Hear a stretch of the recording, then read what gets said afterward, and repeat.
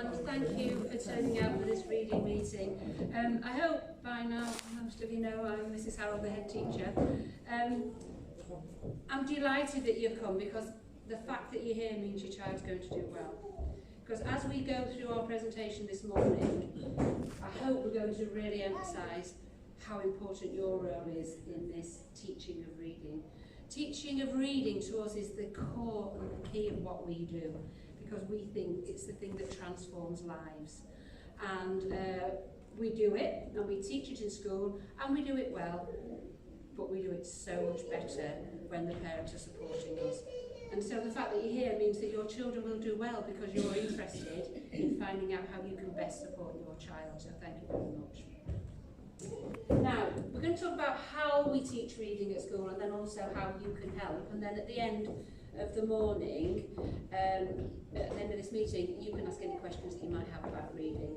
Now, I'm going to hand over to Mrs. Bassey in a minute because she knows exactly where reception children are in terms of when the books are going out and the keywords.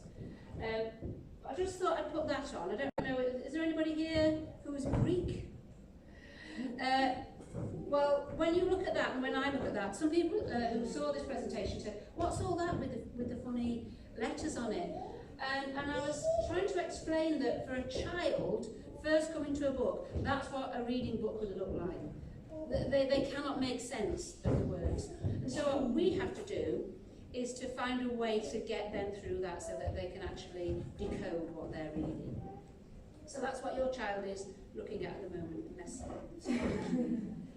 So I'm going to hand over to Miss, but I'll just say these three things. There are two ways that we teach your child to the early reading strategies. One of them is that these words are key. These words the children need to get them going. And so, Miss, how have you started sending out the keywords? Very last night. Right, so you'll have the whole list of keywords, but the children will come home with about 5 or 6, is it? Yes. And if you can go over them with your child, some of them are phonic, like dog, they can spell out, but some aren't. Like they won't at this point know that the letters make them. So they just need to be able to recognise them. That's a massive thing if you can help us with that. And the other way is the phonics. Is there anything you want to say about that, Miss?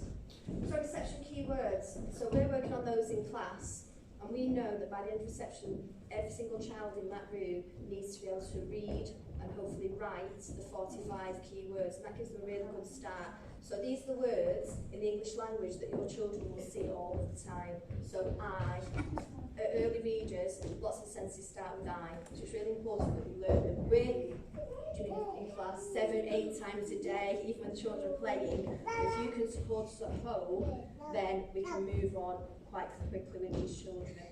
We have, as Miss mentioned, we're going to send out home keywords. The first couple of weeks, your children will not have a reading book. We will send home high frequency words. We ask that we're going to learn them in class, and we ask that you learn them at home. As soon as we can tick them off, that your child knows them, we'll send home the next set. So I know Amy's mum, you're here, aren't you? Amy knows the first 7, and she can write them in class. So we'll send home the next set range. So the faster we learn them, the faster we can move on, the better your children will do. Can I just say, actually, just reminded me, I was in reception the other day, and I can't tell you how impressed I am, because the children were writing their phonics, the first set of phonics sounds, and I said, well, could you put them together? Could you write the word pat, beautifully, formed letters, can sound it out. Your children are doing well. From early on, they're doing well. I just want to say that now. So we've had your children for 3 weeks now in school, and can I just say thank you? They are the most beautiful, delightful, wonderful children. We have visitors walking around school, and they're going up to the visitors and talking to the visitors, and the confidence is just huge. So they're a real delight to teach. We've been really fortunate that we've taught most of these children in nurseries, so they've had a really good grounding and they're well on the way. So the further on, lots of these children are further on than we would expect reception children to be at this time of year. They are doing really, really well, but obviously it is a partnership.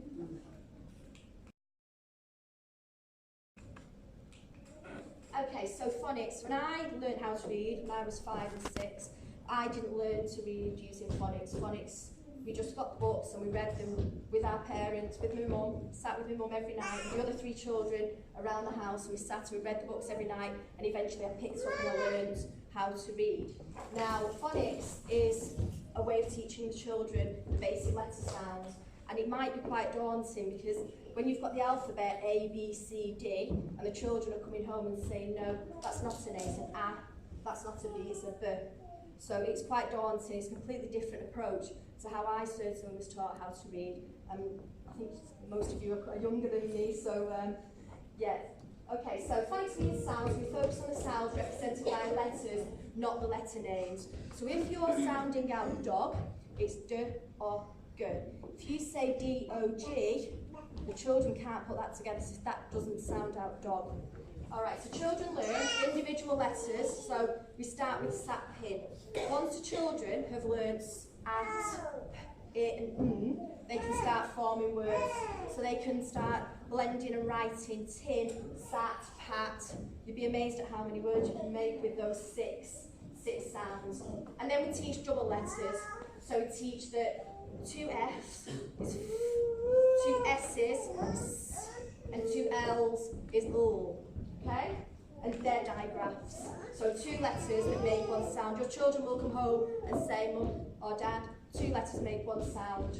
Yeah, and they also might come back to it as a diagram. It's a digraph. But they know the vocabulary, which wasn't really our vocabulary when we learned to read. But they don't pick it up, they tell me it's a trigraph, it's a digraph, they're very good at that. Yeah, That's they do. just what they Phonemes, graphemes. So you've got 1 sound, is 2 letters make 1 sound. So we've got sh, okay, so phonics, we teach the children the phonics by sets. We know that some of our, we're just in the process of reassessing all of our children with phonics. We know that quite a few of our nursery children know all of these sounds. And some of our nursery children, quite a few, are well on their way to putting those sounds together to make words. So we teach them in that order. So it's 1 sound a day. A Friday is a consolidation day. So a Friday, we teach everything that we've learnt during the week, we practice everything we've learnt during the week. If your children are not getting it, they will have catch-up programs. So it's really important that your children know these sounds. If they don't know the sounds, then everything else becomes impossible, doesn't it? Yeah. Can you talk about Jolly Phonics? Oh yeah, that's further on, isn't it? We should just skip to it. Oh yeah, so we teach. So some schools teach read, write and ink. It's a frog that sits on your shoulder and you have a penny. Some schools teach letters and sounds, which is our approach, government approach. There's Jolly Phonics, which has actions. I'll put that on for you now. We've got Jolly Phonics. So we use whatever we need to get these children to where they need to be. Now, Jolly Phonics, you might have heard your children coming home, drive Vic's van around the village. No? Ants on your arm? Yeah. All right, okay, so we'll put the video on. So if you want to stand up, and you can have a little... If you want to stand up, you can have a little Come on, look you can do it. at what our children are doing in class. So we make sure we do this daily. So for those visual learners or children who learn by listening to sound, it ticks those boxes. Also, the actions really help children remember. So we were saying in year 1, some children were sounding something out and they were doing that, and the teacher realised they were thinking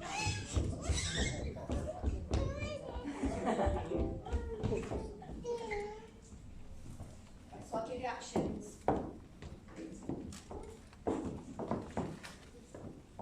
Feel free to join in. You might be doing this quite a few times over the year. Okay, so this one. Ants on my own. Ants on my own. Ants on my own. They're causing me alarm. Okay, so you need to get your bats for this one. Okay, ready? Bring your bat and bring your ball. Bring your bat and bring your ball to the park to play. And it goes on. And then we've got... Thank you, Castanet, for that one.